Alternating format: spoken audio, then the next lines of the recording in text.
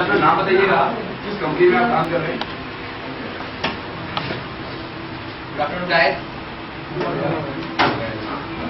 कुछ खास नहीं है मेरे बारे में। अभी यहाँ सबसे बैठा जो भी लोग हैं, मतलब सबसे छोटा हूँ एज में, इनफैक्ट सबसे छोटा।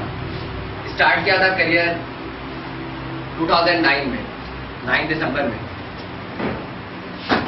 हमारे सर जिनके पास कुछ उम्मीद लेके मैं पहुंचा था, एक ही था दिल और दिमाग में एक ही बात, एक इंजीनियर बनना है। सिंपल सा फंडा, पढ़ाई करनी है, जो भी अपॉर्चुनिटी मिलेगी, जो भी टास्क मिलेगा, जैसे टास्क का बात था, तो जो भी टास्क होगा, टास्क को कंप्लीट करना है any how. By the way हम उसके लायक है नहीं है, बट एक बार कोशिश जरूर करनी है, अटेम्प्ट जरूर लेना है, और वही अटेम्प्ट काम आ गया। और आज मेरी कंपनी के भी जो भी है एम्प्लॉय, ये धर्म, प्रीति, इनफैक्ट अपनी कंपनी में भी I am the junior one, एज में सबसे छोटा वहां भी। मगर बात करेंगे लेवल की, तो आज सिर्फ 1 साल में I got 3 times promotion there. सिर्फ एक ही काम था, जो भी टास्क मिल रहा है उसको कंप्लीट करना, बस इतना ही है।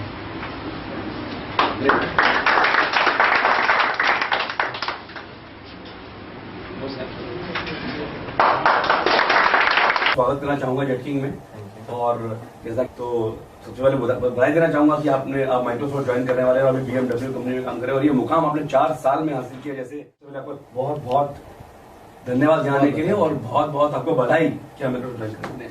मैं पहला क्वेश्चन मेरा ये रहेगा आपसे ना, कि आपने जेटकिंग ही क्यों चुना, और जेटकिंग से ऐसा क्या मिला आपको कि आप जेटकिंग का एक्सपीरियंस कैसा रहा आपका? जैसा कि हर कोई जानना चाहता है कि जेटकिंग के बारे में कैसे सुना, कैसे जाना, क्योंकि मैं अपने करियर को किस तरह मोल्ड करूं, कहां पे ले जाऊं अपने करियर को, अपने दोस्तों। और जब मैंने 12th पास करी, उसके बाद दोस्तों से या नेटवर्क के थ्रू कांटेक्ट करके पता चला कि जेटकिंग एक ऐसा इंस्टीट्यूट है जिसको अगर प्राइस की बात करें या फीस की बात करें, तो बहुत कम अमाउंट में वो चीजें प्रोवाइड कर देता है जिसके थ्रू आप अपने करियर को सही डायरेक्शन में मोल्ड कर सकते हैं। तो जेटकिंग के बारे में पता चला, और उसी टाइम मुझे मौका मिला दिल्ली आने का। दिल्ली आते ही, क्योंकि मेरे पास पहला सिंगल पॉइंट थॉट था कि मुझे जेटकिंग ज्वाइन करना है, जस्ट बिकॉज ऑफ जॉब, जो पहला मेरा मेन मोटो था। बट जेटकिंग को ज्वाइन करने के बाद 2010 में मैंने जेटकिंग ज्वाइन किया। 2010 में जेटकिंग ज्वाइन करने के बाद जो मेरे पास पहला पॉइंट आया वो ये था कि जॉब से बढ़कर भी कोई चीज है, और वो थी स्किल्स। मैंने जेटकिंग में स्किल्स को डेवलप किया। यहाँ पर फैकल्टीज, एनवायरनमेंट, और जो चीजें मुझे मिली, जिन चीजों के थ्रू आज मैं इस मुकाम पर हूँ, सारा क्रेडिट मैं जेटकिंग को दूंगा, क्योंकि उस बीच में जो भी चीजें मुझे मिली, आज वो सारी चीजें यूज आती हैं। Very good. डेफिनेटली जेटकिंग का तो साथ है ही, और आपकी मेहनत भी बहुत बड़ी बात है जो है। दूसरी बात मैं पूछूंगा कि आपका करियर प्रोग्रेस, माइक्रोसॉफ्ट ज्वाइन करने वाले अगले हफ्ते मुझे पता लगा, तो ये सफर कैसा रहा? आपने कितने से शुरू किया, किस प्रोफाइल से शुरू किया, और आज आप क्या कर रहे हैं, किस प्रोफाइल से कर रहे हैं, थोड़ा बताना चाहिए। बेशक, बिल्कुल। 2011 में एंड ऑफ दिसंबर, या कहें 2012 जनवरी को मेरी ज्वाइनिंग हुई थी HP के टेक्निकल सपोर्ट में। HP के टेक्निकल सपोर्ट को ज्वाइन करने के बाद मुझे पता चला इंडस्ट्री एक्सपोजर क्या होता है, या कहें कि हम कंपनी में किस तरह से काम कर सकते हैं। उनके थ्रू मुझे ये आइडिया मिल गया कि मैं किस तरह अपने करियर को आगे ले जा सकता हूँ। लगातार जेटकिंग का सलाह और जेटकिंग के फैकल्टीज या प्लेसमेंट सेल के थ्रू मुझे काफी हेल्प मिली।